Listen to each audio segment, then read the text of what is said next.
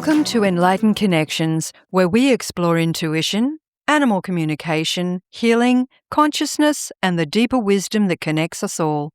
I'm your host, Lisa Aston Michael. Please follow the podcast so you don't miss future episodes.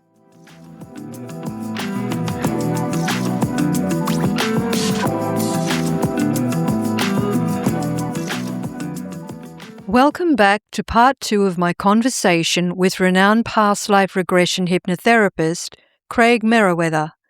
If you haven't yet listened to part 1, I encourage you to go back and start there, as Craig and I explored past life regression, reincarnation, soul healing, and the lessons our souls may carry across lifetimes.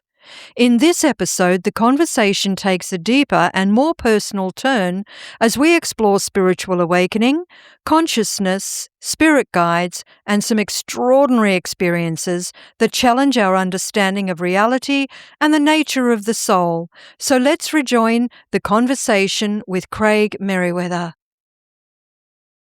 I was trundling along quite happily in my own life as a musician.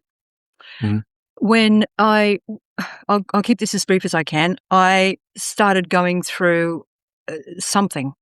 I woke up, it started with waking up and not waking up. I found myself sitting upright, looking straight into the eyes of this gentleman dressed in a tunic at the end of my bed, thinking, oh my God, there's some psychotic serial killer. And then I realized, well, hang on, my husband's sound asleep next to me. The dogs haven't stirred. Yeah. The freakiest part, I turned around and saw myself lying down asleep. And I thought, oh my God, am I dead? Did I die? Yeah. Who are you? Who are you? You know? And this gentleman, it was in 2019, still see his face, clear as a bell. And he just looked up and smiled and vanished.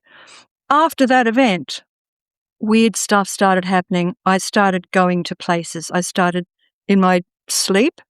And you know the difference between a dream and an experience. You know, a dream is like, I think it was something about rabbits and a tin can. I can't quite cut it, you know. But an experience is like, I remember everything that happened. And Craig, I went to places. I saw architecture that doesn't exist here. I saw planets and colors. I saw a war going on out there in the galaxies. And I'm still me going, what the is happening here? And then I saw the apocalypse. I saw the whole thing was orange. I saw the 4 horsemen. I was there. I remember it, every moment of it. And I'm thinking, what's happening here? What's going on? It's not like you can go to your GP because he's going to give you a little script for Xanax or something. Yeah, or think you maybe had a mini stroke or something. Yeah. And this kept happening. And so I ended up talking to a medium spiritualist church person who gave me some insight and said, I think the spirit world is wanting to. And I'm thinking, well, I wish they would be just a tad more subtle because this is freaking me right out. But then as I started to unfurl spiritually, these things stopped. I could describe to you the architecture of these buildings. Some of them was semi-submerged. We could talk for hours on what I've seen. Yeah. But then it stopped. And bubkiss, nothing for the next, since maybe 2021. Yeah. So if what has happened there? Have people come to you with these events and said, Craig, what is happening? What is going on? Yeah. What is that? I've certainly had that conversation of not like situation like you, but like kind of a similar situation. I don't know. I don't know. I think we get a tiny little piece of the puzzle. Yeah. And it's fun to discuss over a glass of wine or a cup of coffee, but I don't think we ever really truly know and understand. And it can be quite frustrating. You're enjoying life. You're having a good life. You're minding your own business. And for whatever reason, the third eye pops open and the veil parts, and you get to see stuff that's extraordinary, maybe even frightening. And then the veil closes again. Why did that happen? I don't know. Maybe it was just a wrinkle in time. Maybe it was an accident. Maybe it was the way everything lined up, and you just happened to wake up at the right time to be able to see all that. if your husband woke up, maybe he would have too, but because he slept for another 10 minutes and felt you stirring around, then woke up, maybe he missed the gateway opening up, and it lasted for as long as it lasted because that's what you needed, or that's just it's sort of like maybe, back in the day, you could tap into your neighbor's cable TV so you didn't have to pay for it and that lasted for a year or 2, and then it just, they got a new subscription or something and it went away. I don't know. It's quite extraordinary, though, Mm, to have an experience like that, and frustrating and disappointing mm, and saddening even that it goes away. I've had experiences like that myself where it's like, "That was extraordinary. Where did it go? Why doesn't it happen again?" And it, you know, threw me a handful of times into despair. But yeah. it all comes down because I hear people and I hear their stories like, "Well, I see angels and I see beings and hear trumpets blasting and Mm, I see the angels helping me and I communicate with." And I want that, but that's not my journey this time around. If you read the Paulo Coelho's The Alchemist, mm, he talks about your personal legend. Well, my personal legend this time around isn't that. mm. And it may be just, maybe I'm advancing to a point where, oh, you don't get the sparkles and the glitter and the rainbows and the unicorns. That's for, the little kids. I'm not making fun of people or I'm not mocking them or Yeah, just like you are where you are and you learn what you learn and this is the time you're supposed to do it. What I get frustrated is they think that everybody should be able to do that. And yeah, it's not there's 8 billion of us. We're all on some sort of track, and somebody may be in 1st grade, somebody may be in 6th grade, somebody may be in high school, somebody may be in university getting their master's degree in life. Do you think the mathematics is all the same? You think learning the mathematics is all gonna be saying, "No, you're gonna learn different stuff." That doesn't mean 2 plus 2 equals 4 isn't awesome, yeah, and finger painting 2 plus 2 equals 4 and putting glitter on it isn't fun. But it also, as you rise up, and that doesn't, make not to say that I'm any sort of master anything, but just who knows where you are on the path. yeah. And maybe you needed to see some things in order to move you forward, but the brain can only handle so much, you know? Yeah, It's yeah. like putting all the stuff down the garbage disposal. It's like, well, if you don't, eventually it's gonna block up your entire plumbing. Mm, So maybe you only are allowed to see bits and pieces. Sort of like, kids seem to be extraordinarily open to, extra information, maybe about past lives mm, or seeing mm, spirit beings and things. Of course, the parents are like, oh, it's just your imaginary friend, or that's not real, or stop being silly, or are you watching a TV show at your friend's house or something? mm, But they may be connecting. I mean, that was all Ian Stevenson's work back in the 60s and 70s of going to these remote areas in the Middle East and India and doing forensic investigation around children who are having really intense memories of past lives, of mm, families and villages 100 miles away that they couldn't get to, and yet knew the homes, the buildings, the streets, and the people, and the nicknames, mm, and all this. mm. And you do this forensic evidence, and even if like he got a lot of it wrong, I mean, how many do you need to prove that this is right? One. Yeah, If he exactly. did 100 and 99 he got wrong, that still means 1 was right. Yeah. And there's this great William James quote. He's one of the pioneers of modern psychotherapy. He said, "To prove that all crows are not black, you only need 1 white crow. You don't need 100 white crows, you need 1 white crow." Now, it's cool to have 100 white crows, but it's this idea of like eh, and in and of itself, there's no real explanation for it. How do you how do you understand all this 5D digital information with this 3D analog brain? It can only handle so much information, you know? And so, I don't know if you saw that movie, and if anybody listening saw that movie, Interstellar, with No, I Matthew haven't. McConaughey and Anne Hathaway. I mean, just really quickly, if people who have seen it will understand this, and I don't think I'm giving any spoilers away, and it's like a 15-year-old movie, so, you should have seen it already. Yeah. But, I at should've the very watched end it. of the movie, one, it's a beautiful movie. It's a great movie. Christopher Nolan, who did Inception and Dunkirk and the Batman movies, the Dark Knight movies. Anyway, it's a great movie. And at the end of the movie, not to give anything away, but the astronaut is trapped in a 5D world. And it's extraordinary the way they set it up and the way they explain it, but he can't communicate with the 3D world. He doesn't have a cell phone. He can't send a letter, can't send an email, can't send a text. So he has to find unique ways of communicating with the Earth people. He's an Earth. He's a human being. He's trapped in the 5D world, but the 5D world can't easily communicate with the 3D world. And so sometimes there may be misconnections or openings or flow of information that blows so hard it parts the veil, and you just happen to open your eyes at the right time. Maybe that had been happening for years. At 3:00 in the morning, the veil opens up in that time, in that space where you were. It's just happened that for whatever reason, something woke you. A tree branch knocks against the window because it's windy. You wake up and you just happen to see it. It's sort of like what would they talk about sometimes when you see the sunset, people say you can see that green flash right at the last minute when the sun dips behind the horizon and you see maybe a green flash. Well, if you don't look at the sunset, you're never going to see the green flash. Yeah.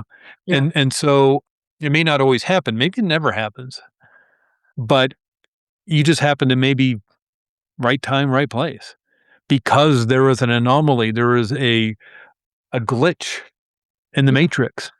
That whole thing with the Keanu Reeves movie, Deja Vu, is a glitch in the Matrix, and they rebooted something, and you see a deja vu, and it's like, whoa, deja vu. It's like, oh, they rebooted it. Yeah. Maybe it got rebooted, and it just, when you upload new software to your phone or the computer, and it's like, no, this doesn't work. Yeah. I know that one. And so something weird happens, and it's like, okay, maybe that's what happened. I don't know. It's fascinating, though. It's fascinating beyond belief, and it's frustrating and disappointing when it goes away. It certainly is, and it's also incredible. It's incredible how many people, too, are also talking openly about these kind of experiences. You go back 20 years or so, people would never share these things, but they're more and more beginning to say, well, I've had this experience and I've seen angels and I've been to other places and I've done this and I've done that and this has happened to me. And it's absolutely fascinating that we're going through what we're going through now. And are you aware of, I don't know, I guess he's a kind of questionable fellow. People either like him or don't, David Clemens. David Clemens? That sounds really familiar. Yeah, he's a physicist and mathematician, but he had some sort of experience where he now talks to the Arcturian people. Oh, okay, yeah. Anyway, he's one of the scientists that is speaking about the clearer connection, I suppose, to this, what we term 5D, or different dimensions, different levels that are coming to us now, and where you were speaking about the veil is thinning. So that veil is essentially 3 dimensions. It's like, here's a cup of coffee, here's a piece of paper, here's phone. It doesn't exist. I mean, that messes with our minds beyond what we can cope with, because we're so archaic. We think we're so advanced. I think we're going backwards in a lot of ways. But, I just want to get into I want to talk about your book now. Now, what inspired you to write Past Lives Guidebook? There is 450 pages. Not that I want to put people off, but it's not a scary book. It's a fun book. No, it's great. If you love Joe Dispenza, if you love Greg Braden, if you love Lynn McTaggart and The Field and The Intention Experiment and The Power of Eight, if you love Malcolm Gladwell and his books, I love those books. And so it's really my attempt to put Greg Braden, Lynn McTaggart, and Malcolm Gladwell in the past life regression genre. And so it's fun information about consciousness and time and the remote viewing experiments the CIA was doing in the 1970s that prove that consciousness is non-local. That's not imprisoned within the brain, but you can see into underground bunkers. And you can see across the world, and you can move forward and backwards in time. The CIA, the United States government, was doing that research with Stanford, and is putting that together with information about different cultures throughout time and their understanding, their theories, their philosophies around reincarnation and past lives, including, the Neanderthal burial sites. And is there any indication that they had some sort of philosophies around life after death, on how they buried their tribe or their community, their family? And so, in and of itself, I wrote the book due to my own curiosity. I heard about the remote viewing experiments. I wanted to understand more about it. Can it somehow be linked to getting information about past life or past lives, past life memories? And what about reality? I've heard that there are some scientists that say we're in a computer simulation, and other scientists say, no, we're in a holographic universe. No, it's really a parallel universe. No, no, no, it's the multiverse. Well, I want to try and understand more about that. How does that apply to past life memories? And on, tangent after tangent, until I thought, this might be a book. And then one thing leads to another, and it's like, oh, I finally finished. And then somebody says, yeah, but can you do past life regression? Can you do future lives? Like, huh. And so now, there's a whole section of the book about future lives. And 200-page book. Well, now it's a 250-page book, and now it's a 350. And then somebody says, well, what about future lives? I'm like, okay, well, that's interesting. And now you send me down that rabbit hole. And so it's a book that it's not even, you have to read linearly. You don't have to start with chapter 1. Start with chapter 15. Start with whatever chapter calls to you. But the point is more like a Malcolm Gladwell book. If anybody's familiar with his podcast, A Revisionist History, or one of his many books or articles he writes for the New Yorker, is that you can take divergent kind of information and then somehow weave it together, so at the end you come to an even different conclusion than what you thought you were even talking about. Now, I'm not that obtuse about it all. It's obviously, we're talking about past life regression. But here's what some South American tribes think about reincarnation. Here's what Hindus back in the 5th century BC thought about it. Here's what Hindus think about it in more modern day. Here's what different sects of Buddhism think about it, which may be different. Line it all up. What do Christians think about past life and reincarnation? And so it's just lining all this information because I was interested myself. I was skeptical about it even. And so it's one of those things in my own life, I'm skeptical and a true believer all at the same time. I want to be sort of like the X-Files. I want to believe. And so therefore I'm going to go out and see if I can prove it to myself. I don't think I can, but a year later, whatever, year and a half later, I have all this evidence from different sources of even different topics and subject matters. And it somehow all ties together to, having this book. I think having a healthy dose of skepticism is a very good thing, because it's getting more and more difficult to distinguish between what is probable, possible, real, not real, and who knows at the end of the day anyway. But with the Past Lives Guidebook, what are you hoping that the readers will take from it? I know they haven't read it yet, maybe, but Yeah, that's a really good question. One of the books that really helped me understand and help me ground myself in the way I understand life, the universe, and everything was Michael Newton's book, Journey of Souls, and then the kind of volume 2, Destiny of Souls. It came out in 1992 and then 2002, the kind of volume 2. And these books are based on 20 and then 30 years worth of research Michael Newton was doing. It's not just one person's experience. Say like Michael Newton's Many Lives, Many Masters, which again is an extraordinary book, and you only need one white crow. And I think Many Lives, Many Masters in and of itself was like, well, how else, can you explain it other than she was having past life? Brian Weiss, still alive, and actually, I think right as we are talking, he's about to do a workshop in New York at Omega Institute. 83 years old and still doing a workshop here and there. Fabulous. But Brian Weiss is as a medical doctor. He's an MD. He got his medical degree from Yale. He got a chemistry degree from Columbia. Went into psychiatry.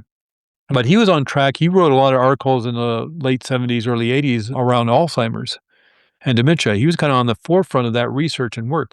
Potentially, he was on track for maybe a Nobel Prize in chemistry or medicine. Maybe, I don't know. But, if he was maybe even to discover something in terms of helping cure Alzheimer's, maybe he would have gotten a Nobel Prize in medicine. Instead, he helped somebody heal emotionally by accidentally regressing her into a past life regression, thinking it was more symbolic and metaphoric, which the subconscious mind can do. He thought, well, let's do it again and to create even more deeper healing. And finally, he has to come to the conclusion after the work they've been doing. Now, he's head of psychiatry at Mount Sinai in Miami, Florida at the time, back in the 80s.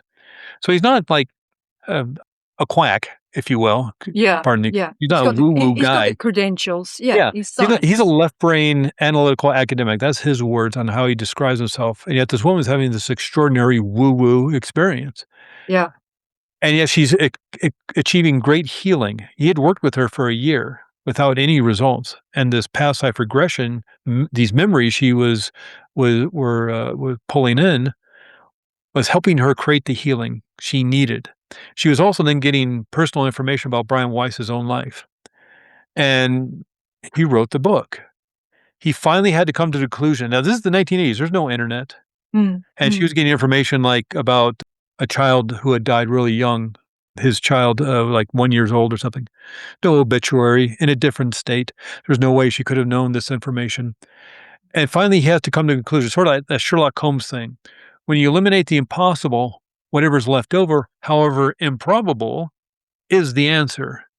And he's just like, well, he could confirm all this detailed information she was getting, like you were talking about, buildings and the way things are structured and people, yeah, what they're wearing. She was getting that kind of information. He could verify it with his contacts through Yale, archaeologists and Egyptologists. There's no internet. Our knowledge of Egypt was in the Encyclopedia Britannica. That was it. yeah, That's yeah, all we knew. And so he could verify it and the weird, creepy information she was getting about his private life, he finally had to come to a conclusion, and he put his entire career at risk by putting out that book. He had a cushy, wonderful, lovely, abundant, and wealthy life as a psychiatrist, head of psychiatry. He could have coasted on that. Maybe continued his Alzheimer's research to get a Nobel Prize, maybe at some point. That was his track. Instead, he gave that all up to put this work out there to be ridiculed and humiliated in hopes that people would embrace it. And they did.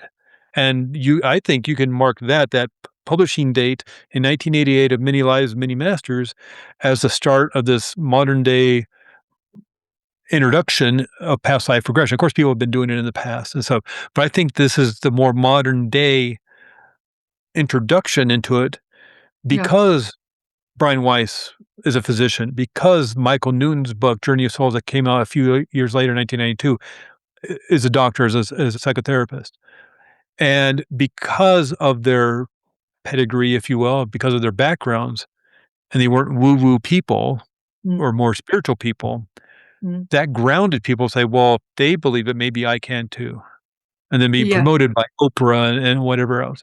I think yeah, the modern day revolution of the past life regression movement started with Brian Weiss and that one person. And you only need one white crow. yeah, And to have put his entire career of on blast to put out that book is pretty extraordinary. He didn't have to do that. He had a lovely life. He had an abundant life, a wealthy life of being a psychiatrist. He probably could have moved to New York and been a psychiatrist in Manhattan and just coasted the rest of his life, having a lovely time. Instead, he decided to light it on fire and put yeah. out this book about past life regression. That's extraordinary to me. Sounds like the Mm. fire was within him. And I mean, I don't think we get to choose to be pioneers.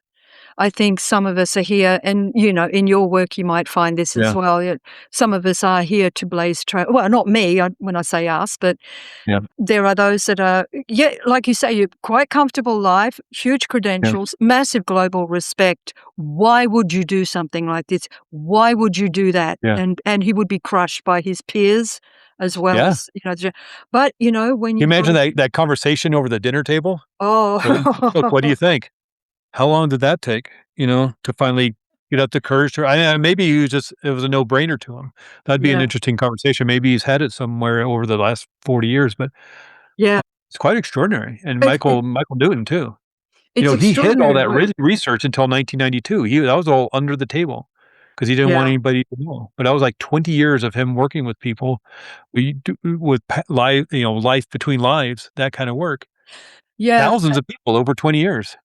And you know what, though? It had to be the scientists. It had to Yeah. be the credentials. It had to be the theoretical physicists and the mathematicians and the psychiatrists. It had to be to build the kudos to be listened to.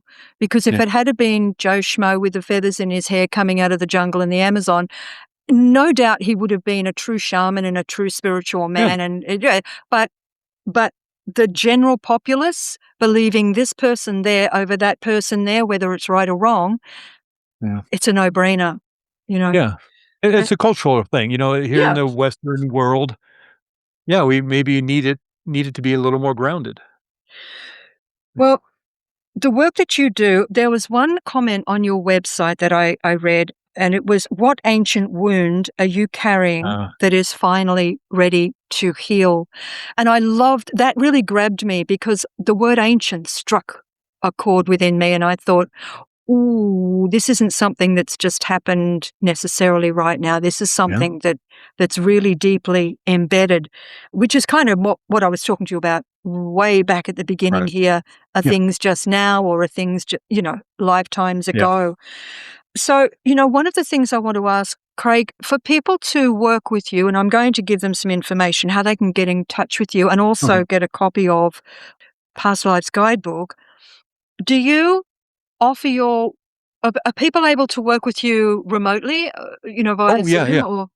I do most of my work remotely now over Zoom due to the COVID situation some years ago.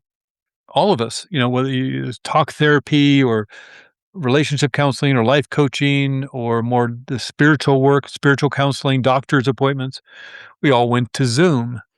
And what's fascinating is that the sociological research over the last 5 or 6 years has shown that Zoom sessions work as well as in person. In fact, there's some research that shows that Zoom sessions work better than in person because people feel comfortable and relaxed and they feel safe in their homes and they don't have to drive across town.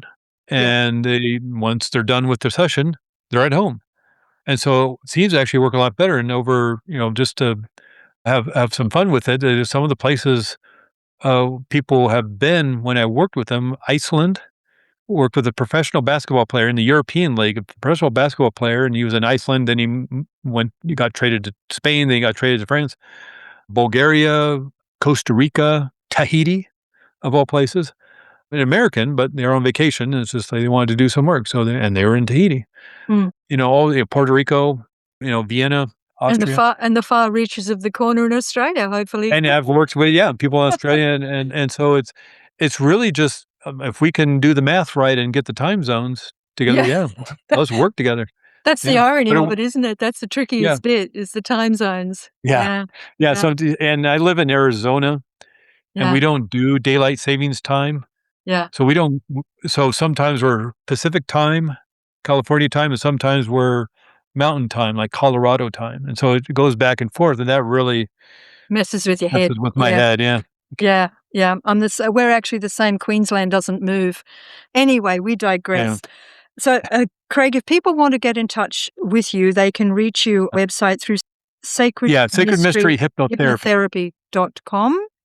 Yeah, And all of the relative methods of contact will be in the show notes as well, yeah. that people can have a look. This has been an extraordinary Yeah, conversation. I appreciate it, Lisa. It was a fun conversation. Yeah, it was. I've got like a million more questions, but Yeah. not enough Well, and we time. were talking before you pressed the record button. I'm like, "Well, how long do you wanna go? I wanna be Yeah, respectful of your time." And, "Well, 45 minutes." I'm like, "Okay." I'll yeah. watch Well, the clock. what is it now? An hour An hour and and a half. So, it's a fun well, conversation, though. you And got to and do it. and do we not have more questions than answers now? That's what's so extraordinary about it. And, your experience that you were describing that happened over the course of a couple of years, I mean, that in itself creates more questions than answers. And so this life is fascinating. And I don't know that we'll ever get all the answers. I think we get a peek at maybe 10, 15% of what's really going on in in the universe and life. Yeah. I don't think Yeah. we'll ever be able to understand it all. Maybe our brains can handle that kind of download. It's like when you try to send a file over email and just says, "No, file's too big, can't do it." I just think, the true information about the universe and everything is just too big for us to understand. It's Yeah. fun to discuss. It's really fun to discuss. It's fun to experience, Yeah. but I don't think we'll ever really truly understand all of it. No, I don't think we're meant to, otherwise we wouldn't need to Yeah. keep coming back. Yeah. Yeah. If we got it right Yeah. the Yeah. There's first a certain time. aspect where you gotta create that, erase the former lives to a certain extent. Otherwise, you just maybe it'd be too Yeah. much. It's like maybe having all the radio stations on at once. Oh, can You you turn on your imagine radio and that? just get this. It's music. Or if you just listen, it's music, music, music, talk, talk, talk, sports. But all at once, it's noise. That must be You what know? schizophrenia is. Oh my god. Yeah. That must be that. Although, we simplify it by the description of, "Oh, it was voices in my head," and people Yeah. take that as a mental illness. But maybe it's what you're talking about. Maybe all the Yeah. stations are opened at the same time. Yeah. And That maybe, there's one aspect of this what that Michael Newton talks about is one of the books, Journey of Souls or Destiny of Souls. You talk about we bring so much soul energy to this body. Other soul energy remains in that soul world, that life between lives. So you're only sending maybe 40%, 50%, 60%, depending on what you need to work on. If you send too much soul energy, you send 80% Mm, of your soul energy to this body on earth, you may fry the connections. mm. And so the person may be wandering around your downtown, mumbling to themselves. Yeah, there's a Maybe lot of because they that. fried themselves. They were here to help heal. They fried the connections, and now it's a problem. There's other, maybe you only sent 20%, Mm, and people are struggling with depression and sadness and are lethargic and they can't get out of bed. And, there's all sorts of mm, extraordinary theories around this. And mm. yeah, you just never know. You never know what somebody has gone through or the hurt they've gone through, or maybe it's Oh, just the way the connections were crossed when they were born. Who knows? it's complex, isn't it? And, Yeah. you know, to hear this from you, it gives me, I suppose, a degree of comfort, because I often think to myself, is it just, I stand here and I look around and I observe people and I think the world is going a little crazy. But, Yeah. when you look at it like through the eyes of what we have to cope with in our physical world and with technology, we've got media coming out from every, cell. And I do my best to leave that behind because I can't cope with all that. And it's reflected in the mental health. You see people where I live, people wandering around talking to themselves all the time. They're broken vessels. They're just absolutely shattered and they cannot cope with what is happening in this world. And we've got to try and somehow maintain and sustain ourselves and our balance and our sanity through all of this insanity that we're experiencing right now. That's my perspective, not a professional perspective, just me Yeah, being right. No, I understand. Well, a human. it may be a good thing those that veil closed for you, because maybe for Yeah. them it remained wide open and they see too Yeah. much. Yeah. Wouldn't that all that you saw just in those couple of years, and not every day, not 24 hours a day, 7 Yeah. days a week, Yeah. but here and there over the course of a couple of years, and then that veil closed.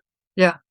What if it is every day? What if it is for decades? Yeah. Wouldn't that just fry your brain into the point of just Yeah. wandering the streets, thinking it's Bit of all no hopeless, return. or thinking it's like, "What's the point of all this?" Yeah. Yeah. Well, Seeing too hopefully much? that's it. Well, that was a depressing end to the Oh, that was lovely, wasn't it?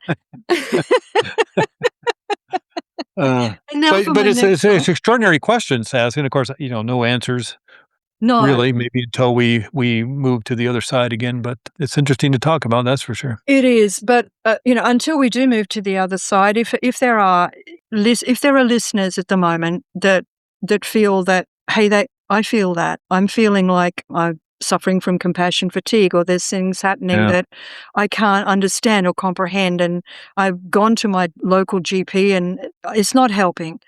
And I feel that maybe somehow, some way, it's a deeper seed.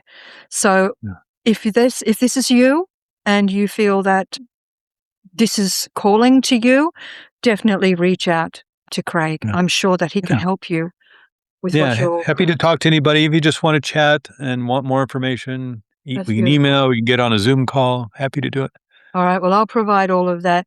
Craig Meriwether, thank you so much. Oh, Lisa, thank you. Really gone over your time here.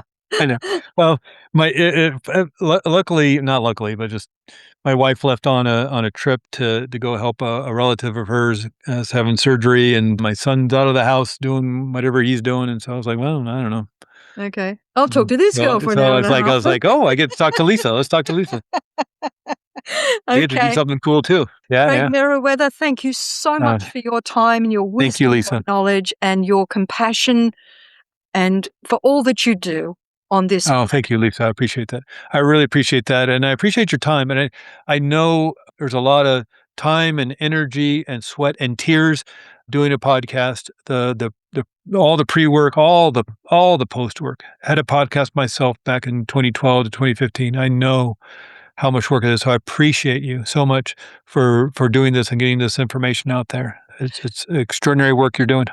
I feel very blessed and very grateful. And for me to speak to somebody like your good self who does this kind of work in the world, and for having the opportunity to share it, that's like all my Christmases at once, really. I appreciate all the time and effort you put into this, and for inviting me too, because this is an oddball conversation, and so I don't get to talk about it too much. So I appreciate you inviting me and having this conversation for a couple hours. It's like where science meets spirituality. That I love that. I absolutely love that. We're doing it now. I mean, we're time traveling. I'm in my today. You're in my tomorrow, and you're in your today. I'm in your yesterday. That's mind bendy. Yeah. You know? It's like down that Christopher Columbus. Yeah, it's my Wednesday, it's your Thursday. That's pretty crazy. Yeah, I wish I knew the lotto numbers, before. Yeah. If only I could know, man.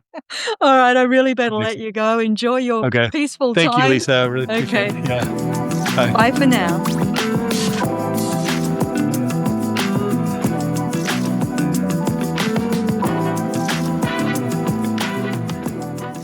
Thank you for being here and for listening to Enlightened Connections.